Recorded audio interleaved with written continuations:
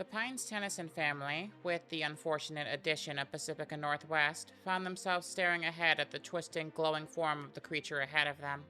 Gravity Falls, it is good to be back. The thing didn't even have a mouth. Its voice didn't even seem to come from it. It was like it came from every other direction, a wall of sound beating down on them with enough force to shake their bones. The sky was slowly growing black, completely blotted out by clouds that seemed to have come in from nowhere. Terror shifted through Pacifica. She could feel bile rising in the back of her throat. She could feel her eyes shaking as she stared through the wall of protection that Gwen Tennyson had summoned for her, something that the girl could apparently just do. As she struggled to comprehend the nature of the thing before her, it looked like a 2D pyramid, like a living cartoon was somehow interacting with and melding with a three-dimensional plane. The most creepy part, though, was, somehow, the people around her weren't freaking out like she was.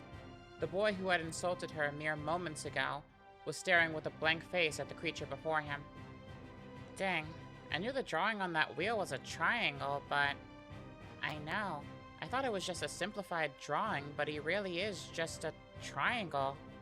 Like a giant nacho, Mabel replied. Her attention was half torn between the eldritch horror before her and the girl shivering at her side.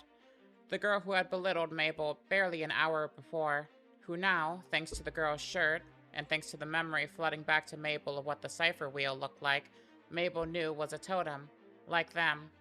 And to be honest, she still didn't know how to feel about that.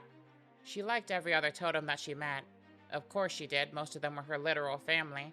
Even the one who wasn't, Wendy, was someone she came to care about almost immediately. Mabel wasn't used to actively disliking people, but Pacifica Northwest had made it her sole mission to be disliked by Mabel as quickly as possible. She introduced herself by literally moving directly next to Mabel and spending all of her time belittling her, insulting her, saying that Mabel wasn't good enough to even stand in her presence. And Mabel hated that feeling, the feeling this girl stirred within her. She really wasn't used to hating, well, anything. So, this is the thing. Mabel heard Gwen's voice snap her out of her musings. The confusion on her face was replaced by one of sinking dread. This is the thing that killed Mom, Ben replied, his gut twisting in his body. The feeling pushed down to Mabel. She had honestly almost forgotten. She had almost forgotten that people claimed that this thing, this Bill guy, was responsible for orphaning her and Dipper. Pacifica completely faded from the girl's mind as she stood up, standing side by side with her family and staring the thing down. The thing in question hadn't even addressed them, instead looking down at the boy who summoned him. Well, hey there, little guy. Oof, that is some odd choice of hair for a boy your age. You must be very confident. What's your name, bud? He said, his voice ringing out into the ether. Oh, you mean little old me? Gideon. Gideon Gleeful. The boy grinned. He watched the others out of the corner of his eyes. Watched as they futilely attempted to understand the power now at his disposal. And I'm the one who brought you back. Well, kinda, but points for effort, Squirt. Bill Cipher, but you better have known that before you. Ho. He stared down at the four children before him with his one bulbous eye. Hourglass, Shooting Star, Cat, and the llama. I see you have not done the best job of cleaning up for my arrival, have you? Bill asked, turning towards Gideon once more. Gideon swallowed nervously. Well, I did my best, sir. Well, sure you did, bud. I mean, my other lackeys under my command committed murder in my name, but you getting your butt handed to you was just as much fun to...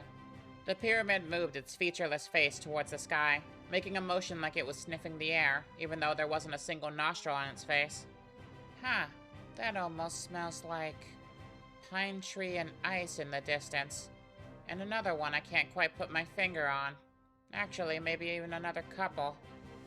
You got quite the collection following you around. You are real ballsy to make a move around here. I like that, kid. You got moxie.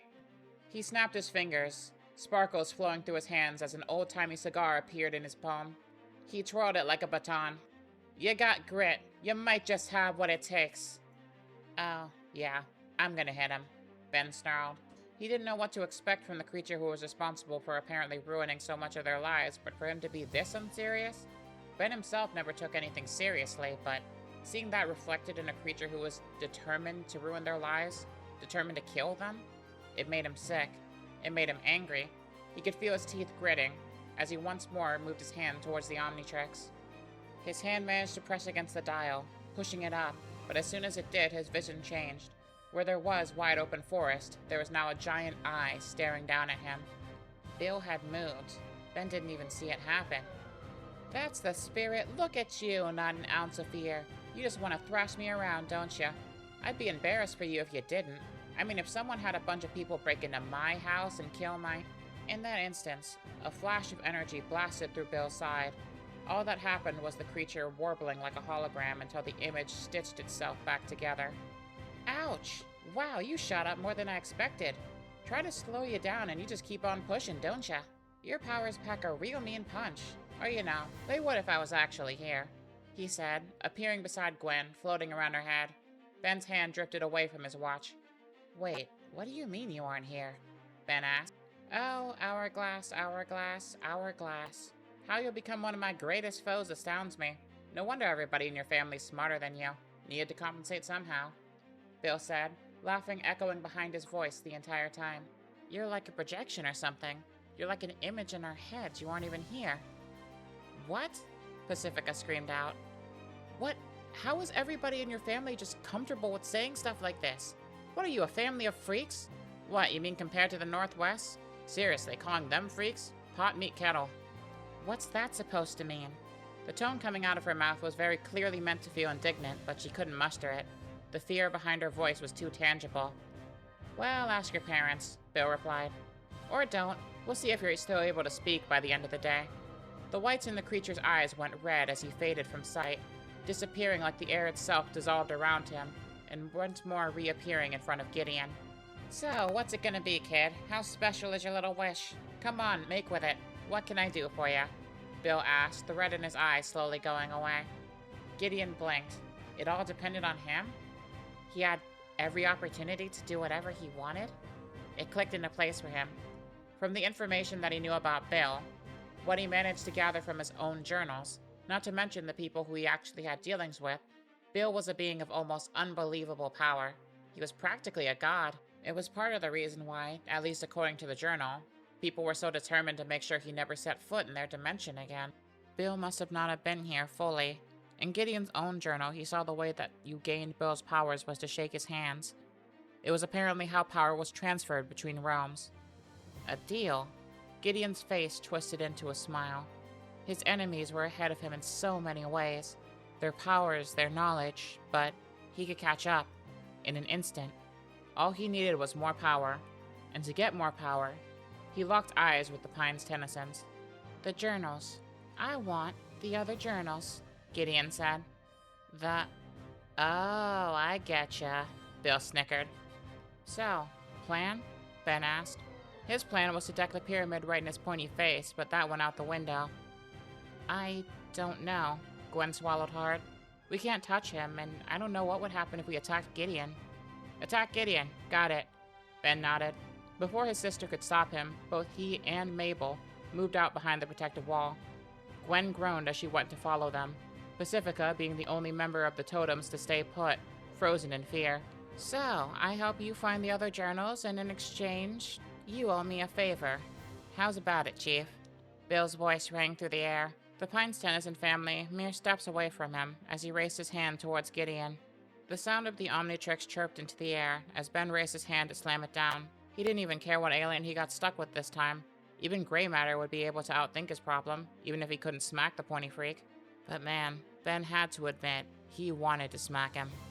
Deal, Gideon grinned, his hand clasped around the pyramids as a flashing of green light from the Omnitrix enveloped the area. Dipper felt like he had been running a mile, and yet he was getting no closer to the hooded figure in front of him. The giant outcast overhead didn't help. The onslaught of darkness meant that he couldn't really see in front of him. It was practically pitch black, like a starless, moonless night. What made him even more nervous was that the hooded figure was somehow gaining speed, gaining strength, and gaining distance. How the hell does this guy have so much energy? Dipper panted between each breath. Wendy was thankfully keeping pace with the boy pretty easily, but she was still sure she wouldn't be able to catch up to the hooded figure ahead of them. It was practically disappearing into the distance with every single step. Whoever it was, he was easily twice as fast as both of them. Wendy forced herself to think. The Pines Tennyson family had been dealing with the supernatural for longer than Wendy had even known it existed. So, if Dipper was sure that this thing had something to do with the sudden blackening of the sky, Wendy knew she was supposed to be a totem. She was supposed to be as important as all of them, and if that was the case, she figured it was about time she started pulling her weight. Before this had happened, before the sky had completely darkened, her and Dipper were hanging out by the dunk tank. The memory flooded back to her mind as she realized she was still holding one of the hard plastic balls in her hand. Something that she realized in this moment she could use. So, she took a deep breath, and she tossed it, letting it fly through the air. It left her palm, striking the back of the runner's knee, making whoever they were topple to the floor. Dipper stopped in his place, glancing at Wendy. "Well, nice throw," he said. He didn't notice at the moment that his cheeks were twinging a slight bit of red again, even in a dire moment such as this. "Well, I had practice," she grinned at him as she moved to the other side of the hooded figure beneath them, in that one motion making sure she had blocked up his path. Dipper stared in awe, mesmerized by how cool she looked, how little effort she had to put in to maintain her posture after just bringing a guy to his knees with a baseball. He would have kept staring had the figure in the center not begun to get to its feet, the hood falling off of its face and around its shoulders, revealing a face. Revealing what unfortunately was a very familiar-looking face, especially to Dipper, considering that he and the stranger had the same mark on their forehead, a mark that Dipper never showed, and the stranger wasn't wearing a hat to cover it. Rather, the pine tree logo that adorned Dipper's head instead adorned his vest. Every feature on the man's face looked like Dipper's, except a little bit more mature, like they had been sharpened out by a few years of age. "Well, crap," the older figure said. A voice deeper than Dipper's own came out. Wendy only seemed mildly confused by the development. Dipper himself was far worse. He knew there were shapeshifters in town, but why would one choose to look like his older self? And how would one even know about the birthmark? He hadn't shown it off in town. And if it wasn't a shapeshifter, if this guy was actually an older version of himself, then what did that say for what was going on? Was he time traveling? Was time travel real? If time travel was real, then why was he here? The implications alone were enough to make his brain swell, pushing against the edges of his skull. Eventually, only two words came to his mind. "Well, crap," he muttered back. In the moment, Ben looked around. He was still human. He knew that he had slammed the Omnitrix down for a fact, but he was still just regular Ben Tennyson. He hadn't changed. The Omnitrix was still on his wrist, thankfully, and its familiar green hue hadn't gone anywhere, which meant that it didn't even register his transformation had gone off in the first place. If that wasn't weird enough, it was like the area he was floating in was some kind of weird black void. The entire forest was just gone. Everywhere he looked, there was just more and more space. Even the area he was standing on didn't look like anything. It just looked like blackness, like the complete absence of anything. The only thing that kept him even slightly sane in the moment was seeing that there were others with him. "Okay, Tennyson, what'd you get yourself into now?" Ben muttered to himself. He was trying his best to keep himself grounded right now. It was already a lot coming face to face with his mother's apparent killer, but he hadn't even managed to get a hit on the thing. Not to mention, it apparently stranded him in the Shadow Realm. "From the looks of things, we appear to be in some kind of void. It's probably magic, considering Gideon's involved," Gwen said stoically, almost like there wasn't any emotion left in her voice to give. "Magic, huh? You'd think I'd be used to that by now," Mabel shrugged. "I have absolutely no idea what it did, or how to get out of here, or where here is now that I think about it." She pondered aloud, only dropping back into the moment at the heavy panting on the ground of Pacifica Northwest. A girl who hadn't added a single word to the overall conversation, just letting herself sit in the void of silence they found themselves in. Although the silence that she had allowed herself to languish in hadn't lasted very long, her tightly closed eyes opened as she stared around everybody. "What is wrong with you people? How are you talking like there's nothing wrong?" "Oh, there's plenty wrong," an echoing voice came from above them. The group looked up, seeing only the silhouette of a pyramid-shaped object in the distance. The shape seemed to be bigger than it was on the ground. Next to Gideon, Bill was only a foot, maybe two in size. This thing was easily about the size of the Mystery Shack. It slowly revealed itself, its color popping into view, as the full form of Bill Cipher came before them. "Welcome to the party, pals. It's lovely to finally meet you face to face, or rather, mind to mind." "Ben," Gwen said. "Already on it." Ben clicked up the dial on his watch, slamming it down only for nothing to happen. He flinched, staring down at the Omnitrix. I don't get it, the dial's still green. Gwen gritted her teeth, making the same motions as she always did to summon magic to her fingertips. The sparks lit up before dying down quickly. Her eyes didn't even take their normal purple hue for more than a second. Oh, crap. The girl found herself shouting into the ether, Bill Cipher almost seeming to smile at her words, even if he didn't have a mouth. Oh, crap. Well, I guess that's as good enough a swear as anything else, but you kids face death. I would have expected something a bit more metal, the pyramid said. As it spoke, a spotlight appeared, shining onto the group below. Come on, this is your shining moment, standing face to face against the enemy who's been on the horizon this whole time. Can't you pump things up a little? Oh, will you shut it, Pyramid Head? Ben shouted from below. Like I'm gonna do a damn thing you say. Sure you won't, kid. You got such a strong will. I'm really gonna enjoy smashing that, Bill said. Big words. How about you come down here and back him up? Ben shouted back. He wasn't exactly a stranger with getting into fights, even back home, far back before he got stranded in what might as well have been the middle of the Bermuda Triangle. Sure, he never fought monsters without the watch before, but in his mind he didn't really have much of a choice. His family had different opinions on the matter, though, which he very quickly found out when he felt a solid thunk on the back of his head. Don't be a doofus, you doofus, Gwen shouted. What, you want me to just sit here and listen to this guy mess with us? Ben asked. I'd rather that than he murder us. He's probably gonna do that anyway. Ben gritted his teeth. Mabel was the only one of her family present who didn't react, who was just watching the figure above her. I actually don't think he is, Mabel finally muttered, drawing the attention of her cousins, who stopped arguing as they turned to her, their silence operating as the girl signed to speak. We're supposed to be the only people in the world who could stop him, right? Mabel asked, Gwen's eyes widening in response to the question. So if there were this many totems in one place and he really wanted to, Gwen realized. Ben continued her thought. He would have already killed us. Ben smiled. But you can't, can you? Some cosmic god you are. Well, got it in one shooting star. I didn't really peg you for the smart one. I didn't say I wanted to hurt you, though.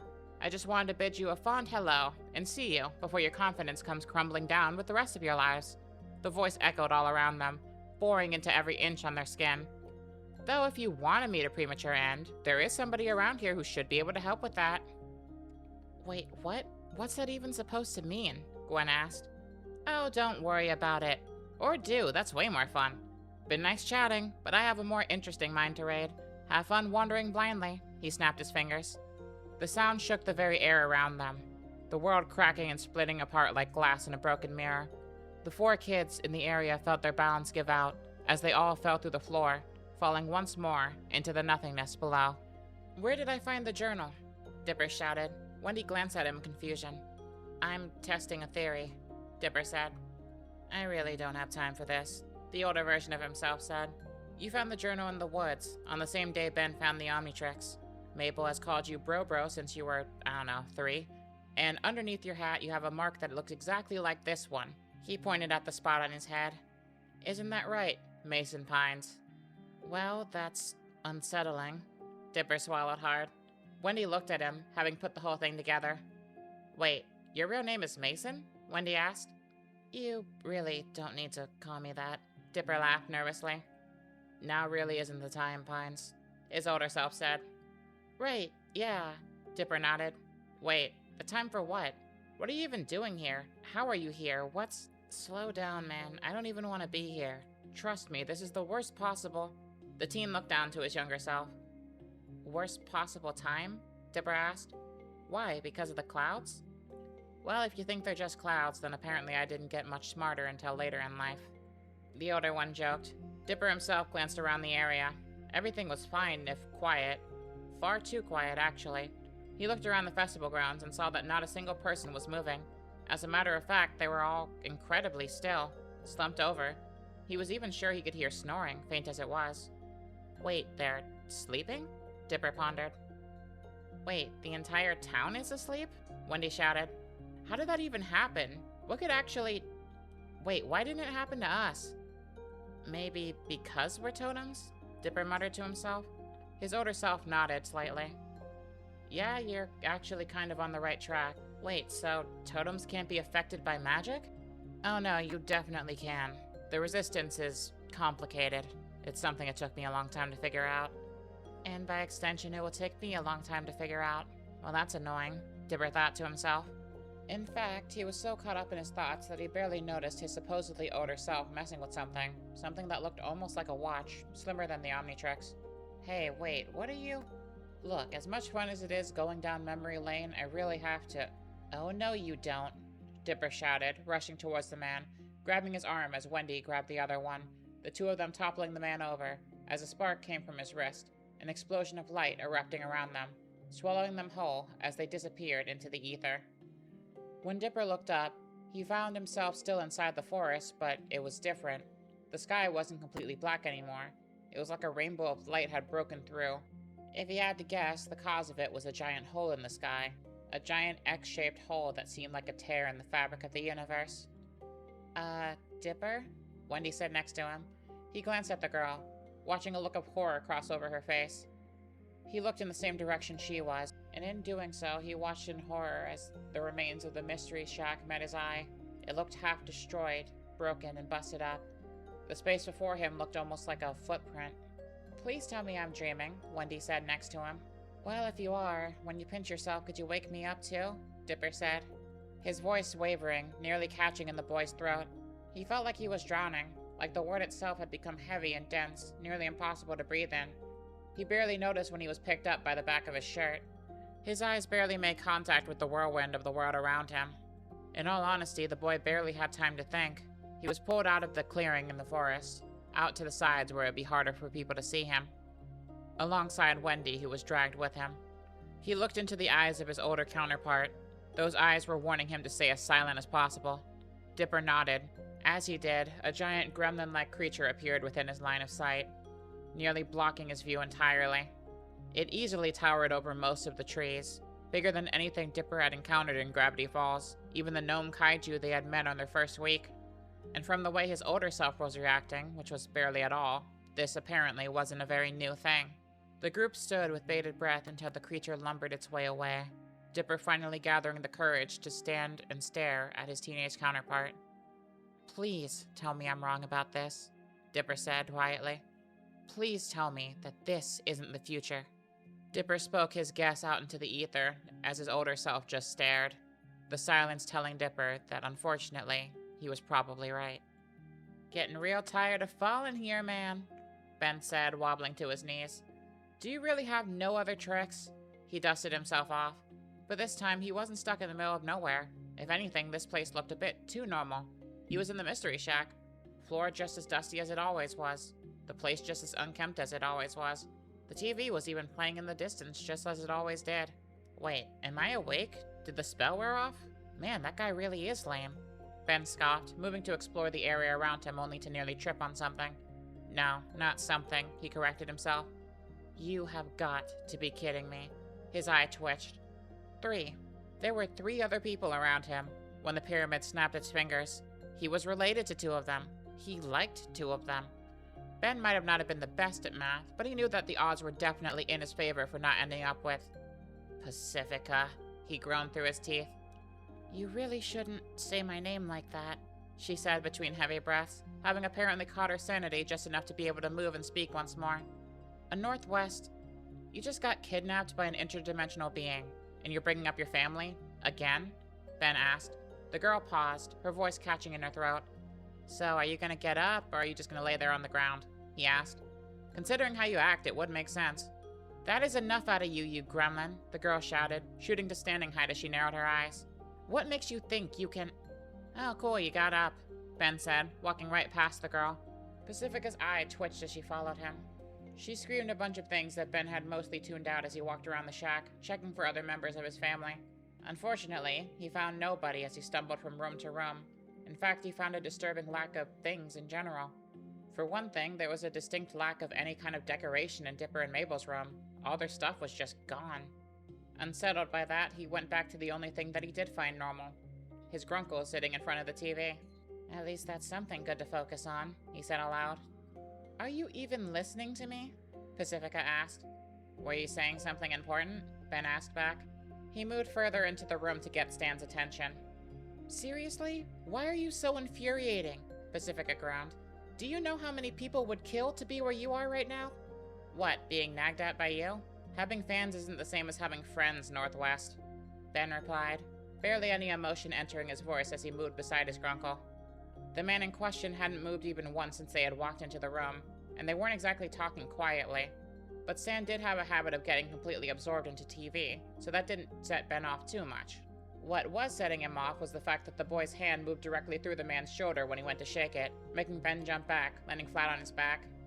Wait, what the? Ben scooted back. Oh, I'm sorry. Is something I'm saying finally getting through to your thick skull? You will save yourself so much trouble in the future if you assume the answer to that question is always no, Ben replied. He was, however, half thankful that the Northwest girl was here right now. Annoying her was one of the only things that was keeping him sane in the moment. He slowly stood up, standing in front of Stan, who didn't even flinch. Oh man, this guy is awesome. Stan's gruff voice rang out. Ben turned around, his eyes locking on the television.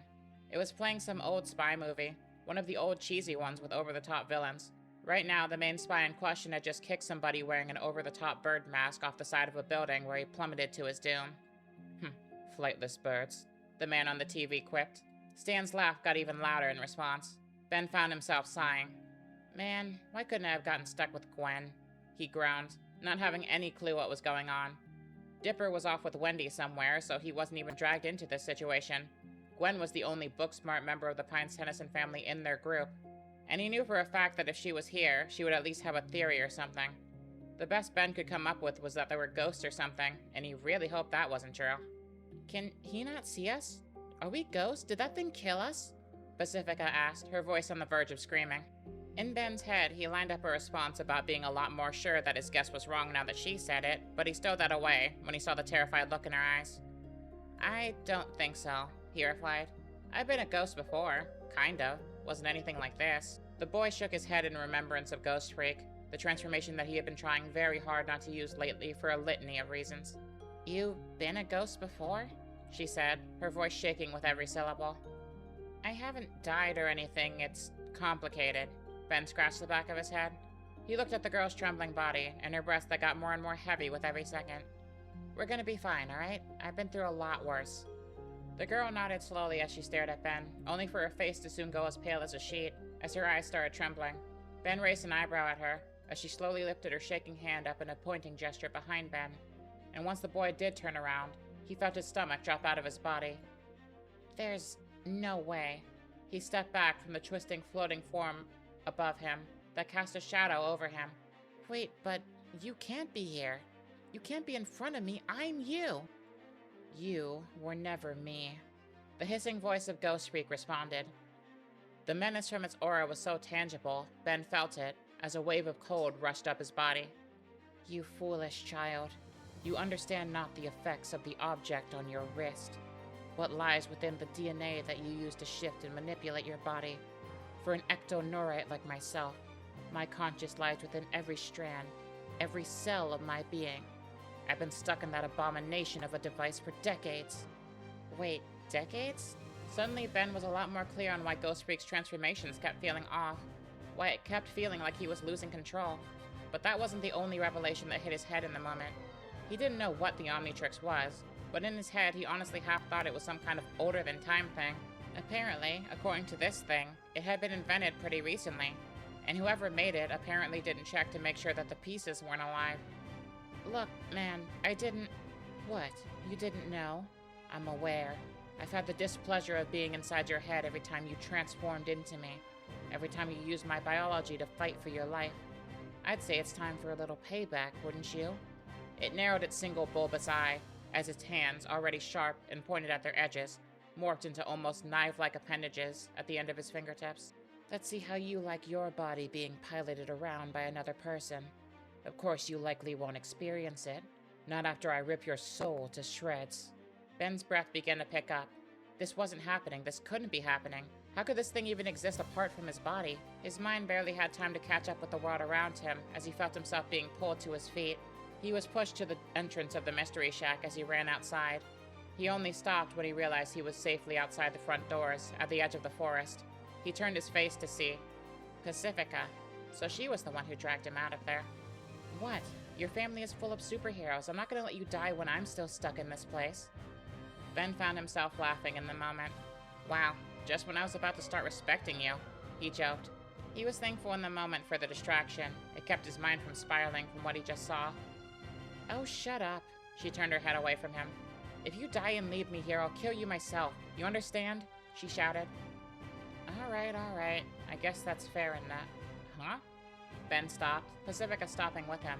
The entirety of the shack, the forest, all of it had faded away. They weren't stumbling through the outskirts of nature anymore. Now they were stumbling into what looked like a bridge. In fact, a mess of bridges, floating staircases, doors hanging out in the middle of nowhere. All of this strange mess spiraling out into infinity. Ugh, falling again? Gwen muttered, standing to her feet. I guess I'll add that to the other 50 things I'm pissed at this guy about. I'll make sure to force feed him that list once we find him again, she said, angrily brushing herself off. Heh, you almost sound like Ben, Mabel joked, getting to her feet. Her legs were wobbly, barely having the strength to stand on their own. The last 30 seconds had apparently blasted a lot of strength out of the girl.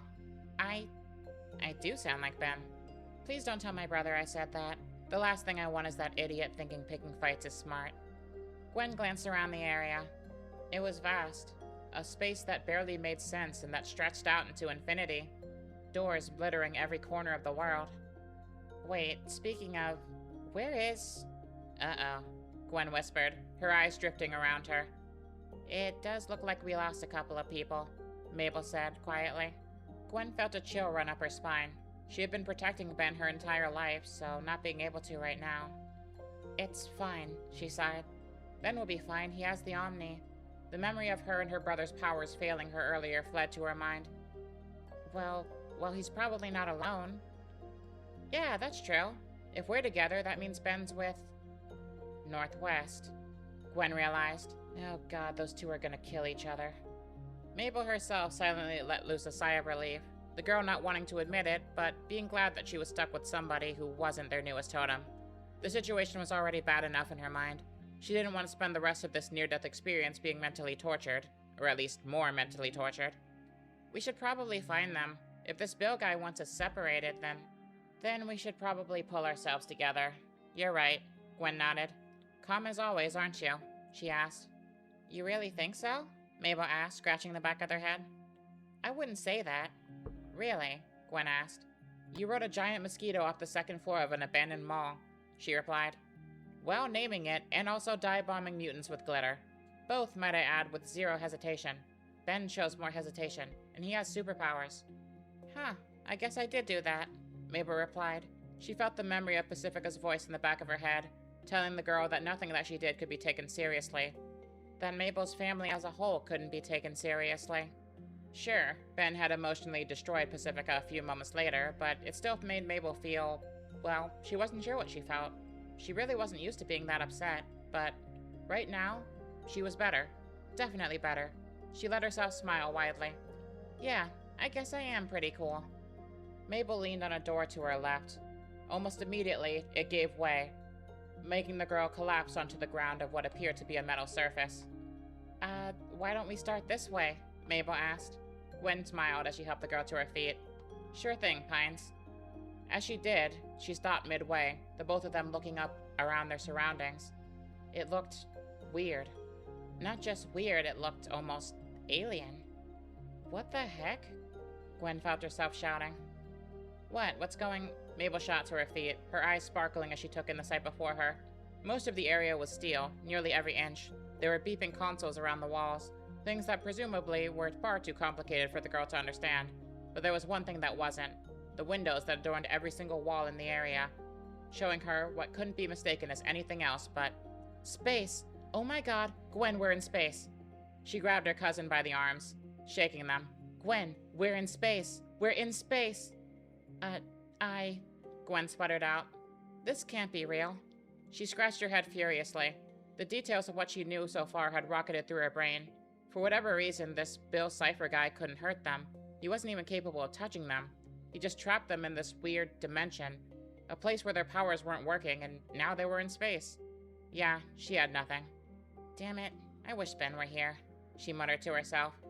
Sure, Ben wasn't exactly someone who could come up with a theory based on solid evidence, but that wasn't what she needed right now. Ben would just throw out wild ideas, and the sooner she shot them away, the sooner she could narrow down what was actually happening. Mabel pressed her face against the glass panes, taking in the vast expanse of the cosmos before her, the stars sparkling in the distance, and... Well, hey, I think that's Earth. She tapped against the glass. Gwen stood beside the girl, her eyes glancing out the window to see their homeworld, twirling below. Mabel was right. That was Earth, all right. She stepped back, trying to force the sight out of her mind. This wasn't happening. This couldn't be happening. While she was repeating that phrase to herself like a mantra, her eyes noticed something. Well, not something. Someone. Two someones, in fact. One of them was undoubtedly an alien. He was holding some kind of badge in his hand that had the same symbol as the Omnitrix did. The other was human. He had dusty brown hair and a face that looked very familiar to her, even though she was positive that she hadn't seen a person like this. At the very least, not in person. So, you're the new guy around here, huh? The alien said, his deep, sonorous voice ringing out into the ether. Tell me, how does it feel? Honestly, sir, it's a little freaky. A lot different than the Academy, and I don't ever think I'll get used to seeing that view out there. The human spoke.